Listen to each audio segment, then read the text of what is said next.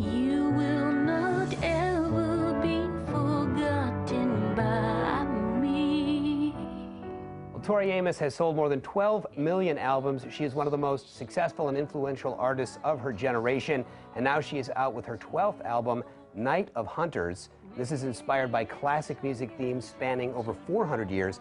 We are excited to have you here in the studio. And I spent all night listening to this album again and again. And it is a real departure from what I've heard from you in the past. It is really, it's a song cycle. Is that right? Yes, it is. So it's really sort of like, it's of course 14, is it 14 or 15 tracks? Yes. But sort of meant to be listened to as one cohesive piece. It's a narrative. Yeah. And it begins with a shattering of a relationship.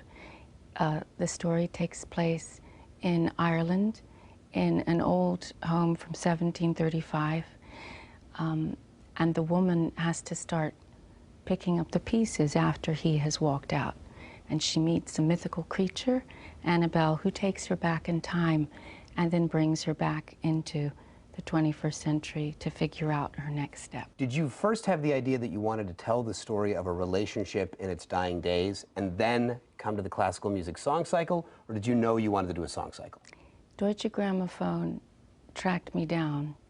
You don't really go searching for them. They come find you. It's sort of like the Black Ops. You don't go and say, hi, yeah, I can blow stuff up, I'm available. It doesn't happen like that. They find you. And they said there was a German musicologist, a doctor of musicology, and his name was Dr. Alexander Burr. And he said, would you consider composing a 21st century song cycle based on classical themes? And I thought, oh, geez, that's a big ask. That's a big task. Help me see you with the dawn. I've wanted to somehow bring in those wonderful stories from Ireland. I've spent time there. And the house, all the photographs in the record are from the house that we got in 1995 when we made a record, Boys for Pele. So there have been a lot of experiences that have happened to me personally there.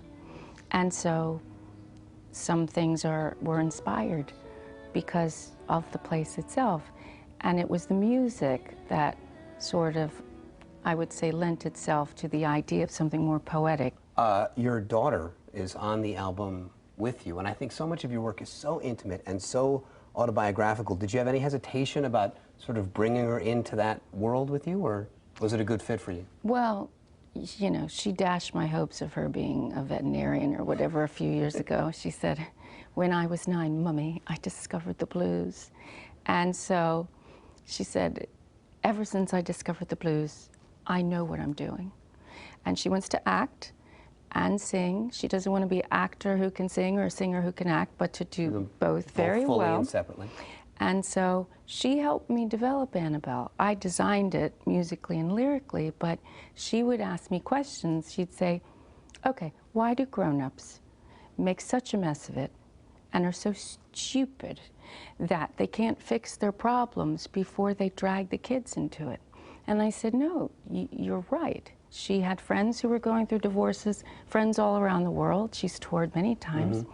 And so she inspired me to really think about, wow, Annabelle can question this woman in ways that has a sage wisdom. Sort of innocent wisdom of a child to just ask those basic questions we all ignore once we become adults. Would you be willing to play something for us? Oh, yes, yes. I would love it. Your piano is all set up over there, so I will send you off to your piano and I will get these guys ready to hear you play. Is that all right? Good to see you. Really good. Really good.